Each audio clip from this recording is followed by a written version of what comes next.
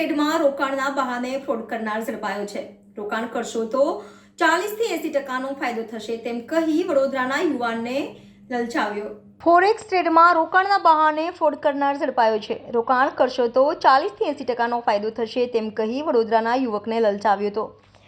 વડોદરામાં ફોરેક્સ ટ્રેડમાં રોકાણ કરવાના બહાને લોકો પાસેથી રૂપિયા પડાવતી ટોળકીના અન્ય સાગરીતને સાયબર ક્રાઇમ બ્રાન્ચની ટીમે સુરતમાંથી ઝડપી પાડ્યો હતો.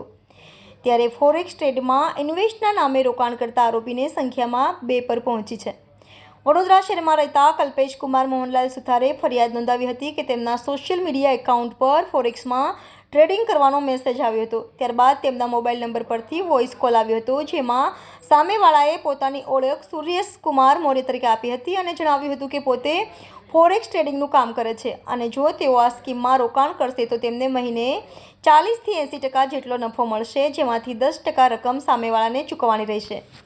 જેથી તેમની વાતોમાં આવી જઈને વેબસાઇટ પર રજીસ્ટ્રેશન કરાવ્યું હતું. ત્યારબાદ MT5 એપ્લિકેશન ડાઉનલોડ કરાવી હતી, જેમાં ઠગે એનીડેસ્ક દ્વારા ફોરેક્સ એકાઉન્ટના લોગિન ID પાસવર્ડ મેળવી લીધા હતા.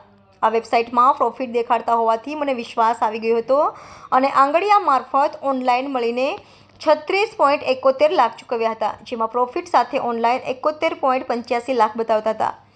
જેથી મેં પ્રોફિટ સાથે રકમ ઉપાડી મને આપવા જણાવ્યું હતું, પરંતુ ઠગ મને વાયદા બતાવતો હતો, જેથી વારંવાર ફોન કરવા છતાં ઠગ રૂપિયા પરત આપતો ન હતો અને ફોન પણ સ્વિચ ઓફ કરી દેતા મને છેતરપિંડીનો અહેસાસ થયો હતો.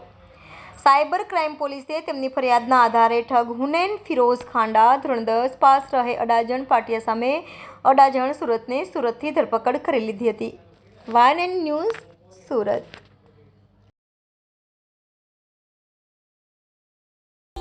Subscribe now and press the bell icon.